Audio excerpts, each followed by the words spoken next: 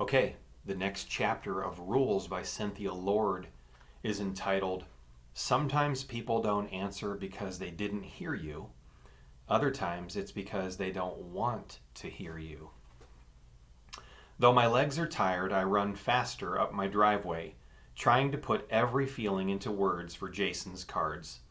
Fierce, hard, my sneakers slap the tar, swift, brisk. I take off across the lawn, squishy, springy, but as I round the far corner of the house, my feet slow to a walk.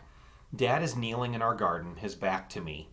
Watching him, I think of Christy at her dad's for the weekend and Melissa in California with hers. Part of me wants to run up and hug Dad from behind or cover his eyes with my hands like I did when I was little. Guess who? I'd say, and he would guess everyone but me.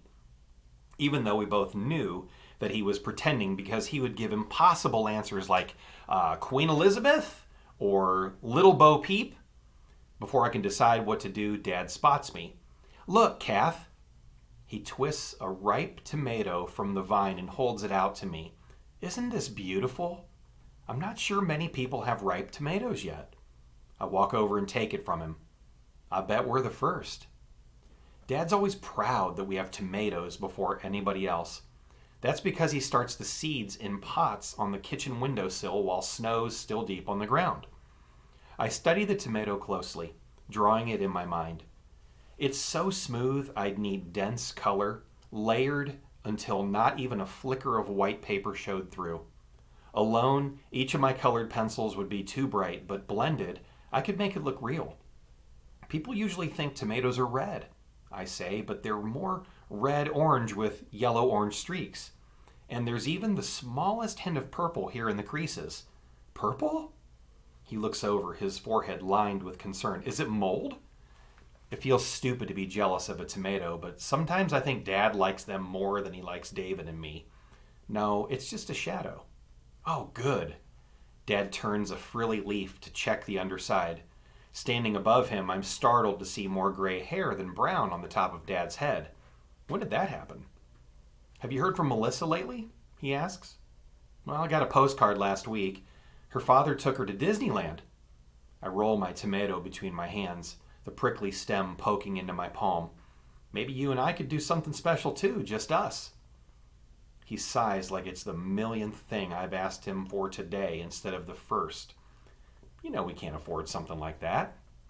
I don't mean Disneyland. Just something. Me and you.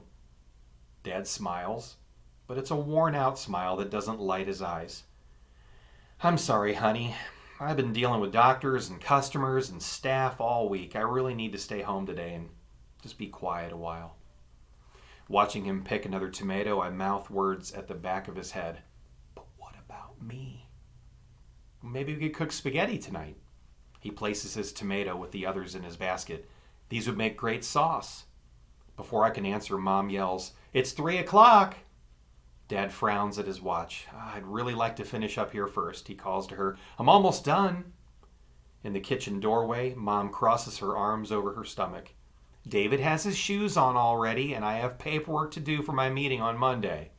I'll be there in a minute, Dad shouts. The sound of Mom slamming the kitchen door makes me cringe. I'm torn between wanting to yell at him for choosing tomatoes over Mom and wanting to cry that he's choosing David over me. Maybe we could go to the mall. You heard Mom. I have to take David to the video store. Do you want to come with us? No, thanks. Maybe we could do something afterward. Someday soon, he says. I promise. I drop my tomato in his basket with the others. I know he's just promising to stop me from asking again. Walking away, I turn once to check if Dad's watching me. Look for me. Staring at the back of his head, I imagine him turning left and right, searching. He picks another tomato.